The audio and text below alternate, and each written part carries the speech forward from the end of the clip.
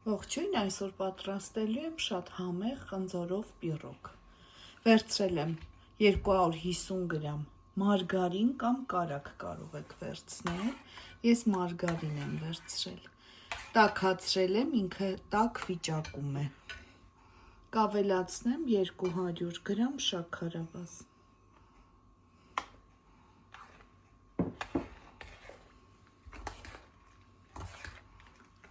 Խառնենք, թող լուծվի։ Այսպես խմորը ավելի լավ է ստացվում։ Հալած վիճակում մարգարինը։ Չոր բաղադրիչներից 500 գրամ ալյուր, այստեղ կավելացնեմ փխրեցուցիչ, մի փոքր էլ աղ։ Կխառնեմ։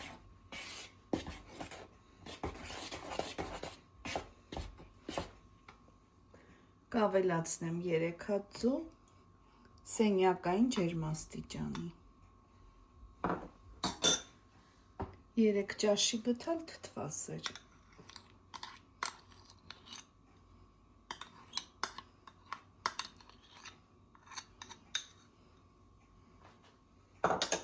Հիմա սակը թողնենք մի փոքր սառի և կավելացնենք այս զանգվածին։ Լավ սառել է այս զանգվածը, գոլ է կարելի ասել, ավելացնում ենք այստեղ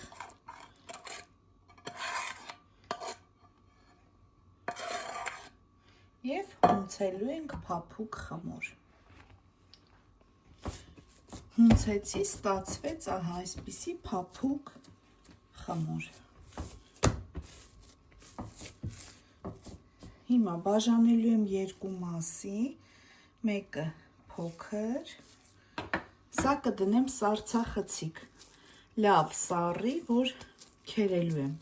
քերիչով, վրայի շերտի համարը,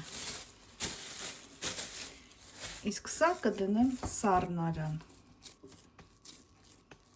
Մինչ մեր խմորը սառում է, պատրաստենք միջուկը։ Վերցրել եմ 1 կիլոգրամ խնձոր,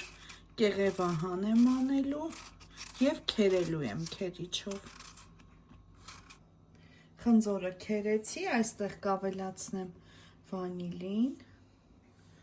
շաքարավազ 150 գրամ և դարչին աղացած, փոքր թեյի գդալով։ Սառնարանի խմորը հանեցի, տեսեք, գեղեցիկ յուղաթղթի վրա, այսպես ձեռքերի օգնությամբ կամ գրտնակի օգնությամբ բացում ենք խմորը հավասարաչափ։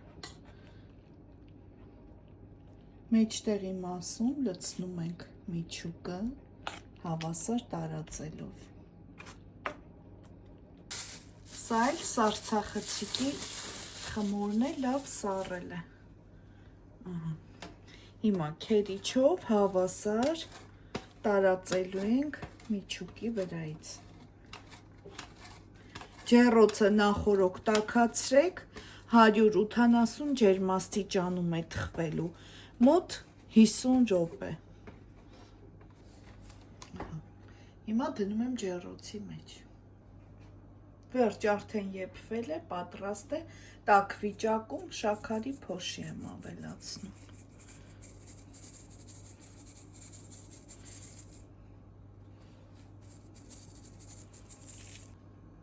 Թողեցի մի փոքր սառեց, կտրատեցի, անչափ համեղ և շատ փխրուն է ստացվել, անպայման փորձեք։ Բարի ախորժակ ցտեսություն։